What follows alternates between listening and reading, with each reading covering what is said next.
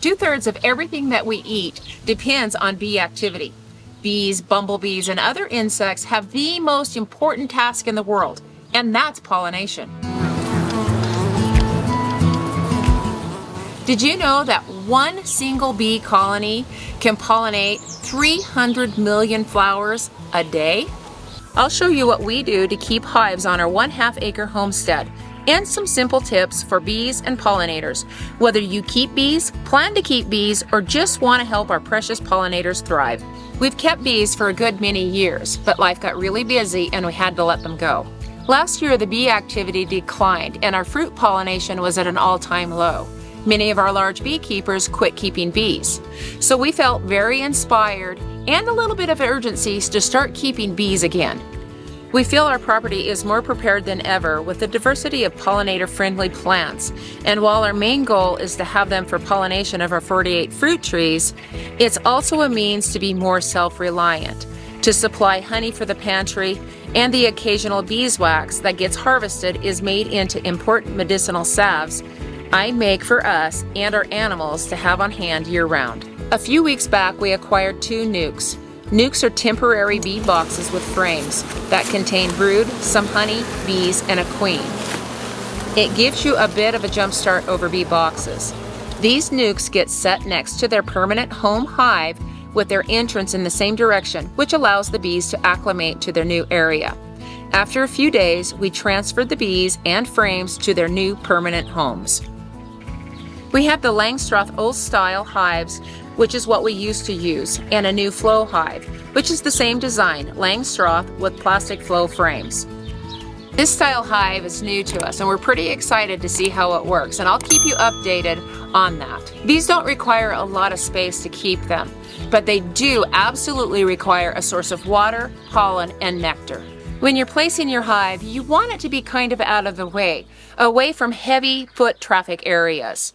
And the entrance of the hive should be about 4 to 6 foot of any place that you're going to be traveling often. Bees generally leave you alone. They like going about their own business. But if your entrance is facing a path or a walkway, you'll notice them flying near or around your head. Just don't swat at them and they'll leave you alone. You can actually face your bee hive's entrance towards a fence. That way when they come out of their hive, they fly up and away out of your way. But we actually enjoy watching the entrance and watching them bring in pollen. We sent our bottom box off to North Dakota with our nephews so that we could get some wildflowers laser etched into it. Turned out pretty beautiful. While our box was off in North Dakota, of course, that's when our bees arrived. You know how that works. Meanwhile, we enjoyed taking a peek at the bees' progress through the windows that the flow hive has on the sides. But it is meant for the flow part of the hive, which is where the honey is collected. This switch of the boxes actually gave me a good opportunity to inspect the hive, to make sure that they were making good brood and that they were thriving. When I inspect the bees, I use a smoker to calm the bees. When bees sense danger, they release a pheromone which moves through the air and alerts the other bees to be ready to attack. Smoke masks these pheromones, allowing me to open the hive and work while the colony's defense response is interrupted. When we were inspecting the hive, we decided to add a super, which is the box that goes on top that collects the honey. If your hive is thriving and you're not paying attention, then they can actually outgrow their box, create a new queen, and you can lose at least half of your hive. And we don't want to do that, so that's why we expand and give them more room. Honeybees are the main pollinators in our area in the springtime that pollinate our fruit trees. So I want to do everything that I can to make them happy. While I can't supply them with all of the pollen and nectar that they need on our half-acre, I can offer a good amount through planting a wide diversity of plants that bloom throughout the seasons. Our orchard not only has fruit tree blossoms in the spring, but I allow the dandelions to bloom.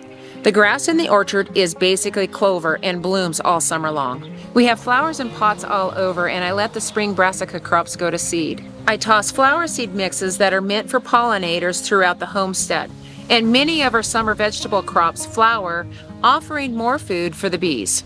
Medicinal and culinary herbs are not only great for us, but they also offer an excellent source for our bees. Bees love purple and blue flowers, so I plant lots of those. The diversity of pollinator-friendly plants not only feeds the bees, but it offers bumblebees, solitary bees, and other pollinating insects to dine in our garden. Bumblebees can carry more pollen than honeybees, making pollination faster. They are definitely worth their weight in gold. We offer several shallow water sources around the property, like small ponds with rocks and bird baths. This is particularly important in dry, hot summer months for bees' survival. Even if you don't have a hive, you can provide food for our precious pollinators. Every little bit helps. Plus, it's pure joy watching the pollination process. Have you ever just sat and watched a beehive work? If you want to relax or calm anxiety, then spend some time watching bees move in and out of an entrance of a hive. God's creatures were put here for us to watch after, care for, and enjoy. And besides that, we can't live without them.